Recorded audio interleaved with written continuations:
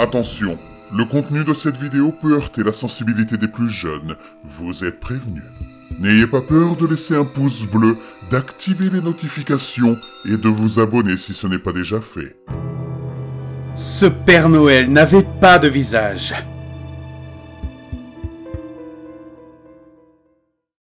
Mon père a construit la cabane de ses rêves dans le sud des Ozarks en 1991, pour se récompenser d'avoir pris une retraite anticipée.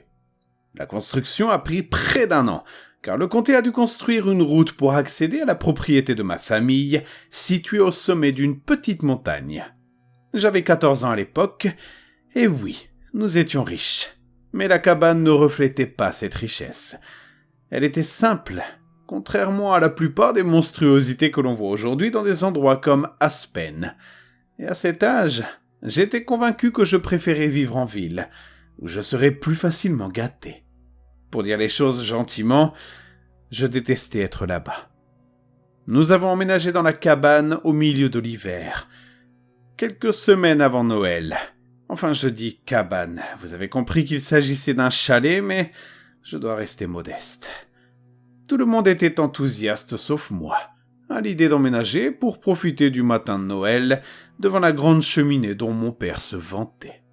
Amélia, ma petite sœur, avait 6 ans à l'époque, et elle était ravie que le Père Noël puisse entrer si facilement dans la maison, alors que notre ancienne maison n'avait même pas de cheminée. Avec le recul, le premier jour était un présage, mais nous ne pouvions pas le savoir. Nous sommes arrivés au chalet vers midi le 12 décembre. Ma sœur jouait à Kirby's Dream Land sur sa Game Boy, et moi j'écoutais Nirvana sur mon Walkman. Encore une fois, je n'étais pas enthousiaste. Maman et papa étaient joyeux comme d'habitude, et cela m'énervait. Mon père n'arrêtait pas de parler de la façon dont il avait raccordé la cheminée au système central, afin que la chaleur soit répartie uniformément dans toute la maison, comme il dit. Nous avons tous commencé à décharger ce que nous avions dans le coffre de la Bronco, tout le reste ayant été déménagé à grands frais quelques jours auparavant. Le visage agaçant de mon père, d'habitude si joyeux, s'est assombri lorsqu'il a ouvert la porte d'entrée. On dirait que les déménageurs ne se sont pas trop souciés de la nouvelle moquette, a-t-il dit d'un ton sarcastique.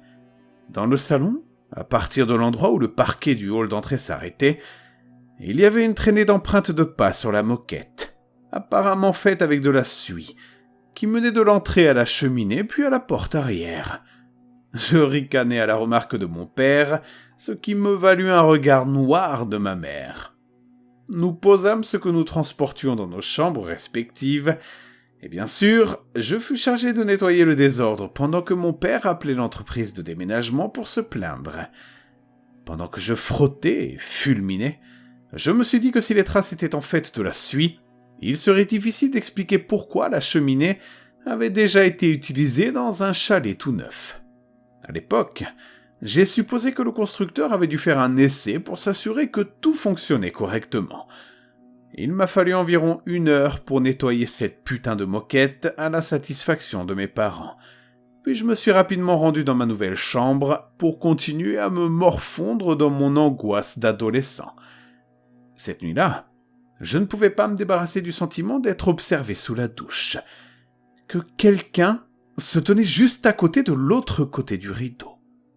J'ai essayé de l'ignorer, mais ce sentiment s'est aggravé lorsque j'ai fermé les yeux pour me laver les cheveux et le visage.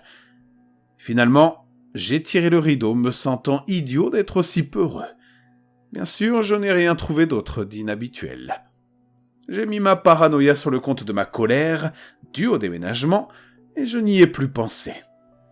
Je n'ai pas eu d'autres rencontres étranges pendant plusieurs jours. Mais environ 1 semaine après avoir eu cette impression d'être observé sous la douche, Amélia a parlé à ma mère et à moi de sa nouvelle amie à la table du petit déjeuner. « Comment avez-vous dormi cette nuit ?» a demandé ma mère, essayant de passer outre mon mépris solennel. « Bouah !» ai-je répondu, la bouche pleine de brouillé. Amélia a parlé. « J'ai joué avec l'homme derrière les rideaux !» elle s'est exclamée. « Je lui ai dit qu'il aurait de gros problèmes s'il continuait à salir le tapis. »« C'est merveilleux, ma chérie, » dit ma mère. Maman est très contente que tu te sois fait un ami. Remercie-le de ma part de ne pas avoir fait d'autres tâches sur le tapis. » Cela m'a rendu amer d'entendre ma mère apaiser ma sœur alors que j'étais socialement isolé. Maman continue à siroter son café et à lire le journal que papa payait un supplément pour se faire livrer dans cette putain de région reculée. Il n'y avait aucune crainte dans la voix de ma sœur et aucun de nous n'envisageait même la possibilité que son nouvel ami soit autre chose qu'imaginaire. Plus tard dans la journée, j'apportais du linge plié dans la chambre de ma sœur. Je l'ai rangé dans son tiroir, puis je me suis retourné pour sortir et je les ai vus. 2 empreintes de chaussures couleur charbon sous le rideau de la fenêtre, comme si quelqu'un s'était caché là. Au début, je les ai ignorées, pensant qu'il s'agissait de traces laissées par les déménageurs comme les autres. Je les ai ignorées.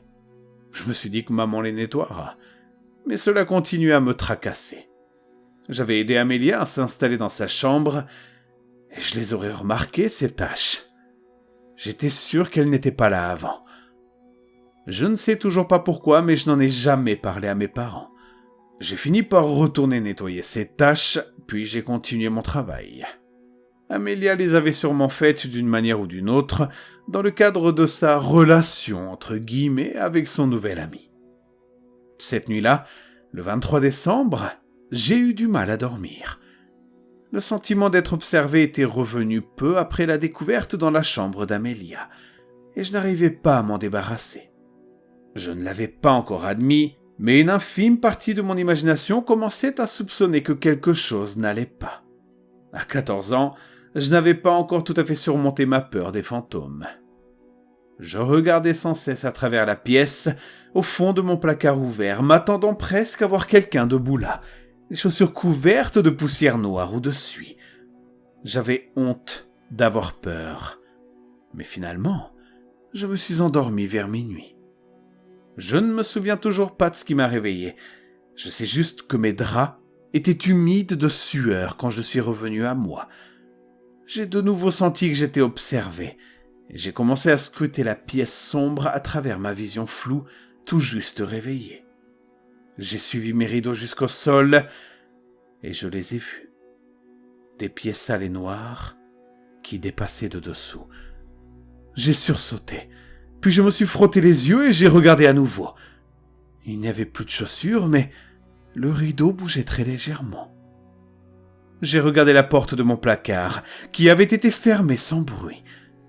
Recroquevillé, j'ai tiré ma couverture sur ma tête, sachant que si je la retirais, quelque chose serait là, assis au bout de mon lit. Après un moment, j'ai essayé de dormir, mais je n'ai pas pu. Bien sûr, le lendemain, on m'a reproché les traces sales qui menaient à ma chambre et en revenaient. Elles commençaient et finissaient devant notre cheminée, comme la première fois.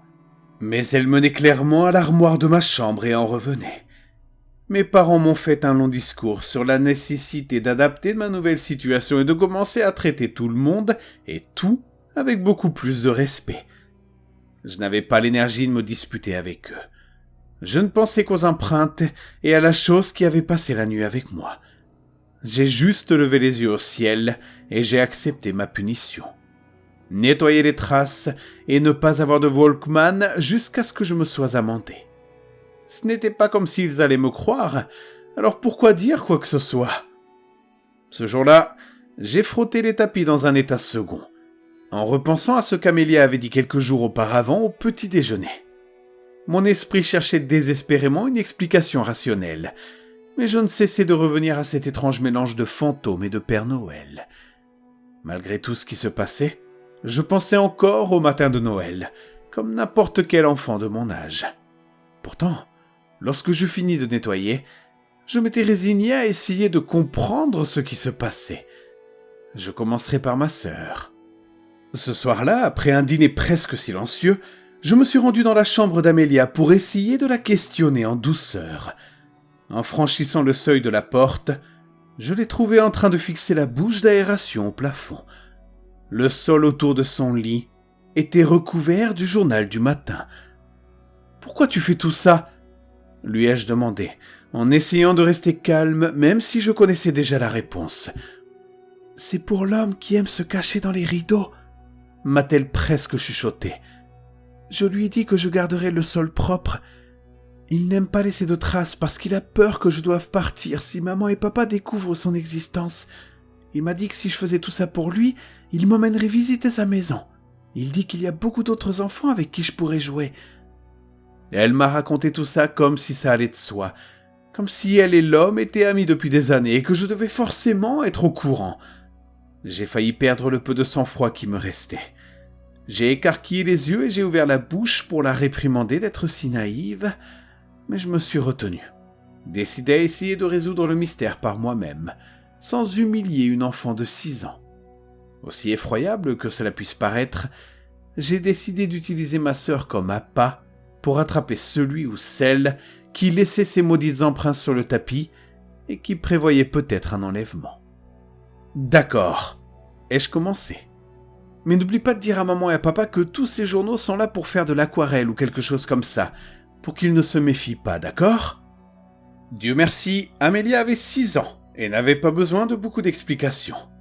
Je quittais sa chambre avec une curiosité terrifiée, me demandant ce que la veille de Noël nous réservait. Pour ce qui semblait être la 100e fois, j'étais allongé dans mon lit, incapable de dormir. Je regardais mon réveil compter les secondes, les minutes et les heures. Je savais que si quelque chose arrivait dans la chambre d'Amélia, j'entendrais le froissement du papier. Je savais aussi qu'Amélia serait réveillée, impatiente non seulement de voir son nouvel ami sortir, mais aussi d'entendre le son des clochettes du traîneau. Alors que je commençais à somnoler, vers 1h du matin, je l'ai entendu. Le bruit d'un journal qui froissait. Je me suis extirpé de l'état de demi-sommeil dans lequel je me trouvais, et je me suis précipité hors du lit, trop pris par l'urgence pour penser à faire silence. J'ai atterri sur le sol avec un bruit sourd, et j'ai immédiatement entendu ma sœur gémir de l'autre côté du couloir. « S'il te plaît, ne pars pas! Non, reviens !» pleurait-elle. Je me suis précipité hors de ma chambre, mon instinct protecteur d'aîné à son comble, et je me suis retrouvé dans le couloir juste à temps pour être arrêté dans mon élan. Une silhouette grande et élancée se tenait au debout du couloir, près du salon. La chose, l'homme, était si grande qu'elle se tenait voûtée, se penchant vers le plafond, utilisant ses longs bras maigres pour s'appuyer contre les murs. La lueur lunaire qui pénétrait par la lucarne était juste satisfaisante pour me permettre de voir qu'elle était uniformément pâle, presque blanche comme du papier et sans vêtements. Je fixais ce que je pensais être son visage, son absence de traits me désorientant légèrement. Il y avait de creux à la place des yeux, comme s'il y avait eu autrefois des orbites, mais que la peau avait été étirée par-dessus. Je crus apercevoir une petite fente qui devait être une bouche. Je commençai à remarquer que son corps semblait mince, presque bidimensionnel. Puis il bougea. J'ai eu le souffle coupé, car il bougeait de manière anormale, comme si ses articulations étaient le résultat d'un pliage et d'un repliement dans une boîte, utilisant ses bras anormalement longs pour garder l'équilibre sur le sol et se diriger vers le salon. Pendant un instant, j'ai envisagé de retourner dans ma chambre, mais j'étais allé trop loin. J'ai rassemblé le peu de courage que j'avais, et je me suis approché du salon, jetant un coup d'œil depuis le coin du couloir. Au clair de lune, j'ai suivi des yeux la traînée d'empreintes grisâtres jusqu'à la cheminée, où les 2 portes menant au foyer étaient maintenant ouvertes. J'ai aperçu un membre qui se rétractait dans la cheminée. Je suis resté là à regarder, n'osant pas bouger, n'osant pas respirer trop fort ou trop profondément, de peur qu'il ne revienne me chercher. Amélia m'a sorti de ma transe. « Ne lui fais pas de mal !» murmura-t-elle doucement derrière moi. Je me retournai surpris, le cœur battant à tout rompre. Nos regards se croisèrent un instant, moi n'en croyant pas mes yeux. Amélia, elle, ne comprenait pas pourquoi j'avais l'air si débraillé. Finalement, je trouvai les mots. « Retourne te coucher, Amélia. »« Non, il ne te fera pas de mal, il ne te fera pas de mal !» dit-elle en fondant en larmes. Je restais incapable de parler, comme si cette chose dans notre cheminée m'avait volé mon vocabulaire. Je restais là, debout, à regarder Amélia pleurer comme si je lui enlevais son nouveau chiot. Dans ma tête, je courais à toute vitesse, essayant d'évaluer les options. Je pris Amélia par la main et me dirigeai vers le placard du couloir pour chercher la lampe torche de mon père. Je me suis glissé vers la cheminée. Amélia ne résistant heureusement pas à mon étreinte. Je me suis assis un instant. « Amélia, si quelque chose se passe pendant que je regarde dans la cheminée, tu cours réveiller maman et papa, d'accord? Tu comprends ?» Amélia acquiesça. Je pris une profonde inspiration et me penchai vers la cheminée tout en allumant la lampe torche et en levant les yeux. Un visage blanc comme un drap rencontra le mien. La créature était suspendue la tête en bas et tendait le cou pour me regarder. Elle n'avait pas d'yeux, mais une bouche ronde et noire, béante, révélant un néant apparemment sans fond. Je me suis précipité hors de la cheminée et je me suis effondré sur le sol, attendant qu'elle me poursuive alors que ma poitrine se soulevait. Mais elle ne l'a jamais fait. À un moment donné, je me suis levé, ignorant les questions et les supplications de ma sœur, alors qu'un état d'engourdissement m'envahissait. J'ai pris les allumettes de la cheminée, j'ai aspergé le tapis d'essence à briquet provenant d'un placard de cuisine, et j'ai mis le feu au tapis. Que cet endroit soit maudit! Amélia et moi n'avons jamais raconté à nos parents ce qui s'était passé. Et je ne me souviens pas très bien de ce qui s'est passé juste après d'ailleurs. Après des centaines d'heures de thérapie, la seule chose concrète dont je me souvienne après avoir regardé dans la cheminée ce matin de Noël horrible, c'est d'être assis dans la neige avec ma famille, les genoux serrés contre ma poitrine, en attendant les pompiers d'une ville lointaine, tandis qu'Amélia pleurait son ami brûlé vif. Lorsque les camions de pompiers sont arrivés, le chalet était déjà réduit en cendres. Aucun des pompiers n'a même pris la peine d'allumer ses lances d'incendie. Les thérapeutes disent à mes parents que j'ai des souvenirs refoulés parce que j'ai été mis à l'écart de la société à un moment où le développement social est primordial. Quelle connerie! Amélia ne m'a pas adressé la parole pendant longtemps, car selon elle, j'avais assassiné son ami. Quelques années plus tard, heureusement, elle a commencé à comprendre. Nous avons discuté, nous nous sommes réconciliés, nous avons convenu de ne plus jamais en parler. L'incendie a été attribué à un probable problème électrique dans le système qui distribuait la chaleur de la cheminée. Je pense que les experts médico-légaux des petites villes ne savent pas à quoi ressemblent les accélérateurs, mais ça faisait chier mon père et moi j'aimais ça. Mes parents, quant à eux, n'ont jamais vraiment compris pourquoi Amélia était convaincue que j'avais causé l'incendie, alors que les pompiers avaient dit le contraire. Cela a créé des tensions entre nous pendant un certain temps, mais finalement, je suppose qu'ils ont simplement mis cela sur le compte de l'imagination débordante d'Amélia. Le lendemain, nous avons été autorisés à fouiller les décombres encore fumants pour essayer de sauver tout ce que nous pouvions. Tout ce que nous avons trouvé, c'est une série d'empreintes de pas qui menaient dans les bois et ne revenaient pas vers la maison. Nous les avons suivies, mais elles ont fini par disparaître brusquement. Mes parents ne savent pas à qui ces empreintes pouvaient appartenir, mais Amélia et moi, nous le savions.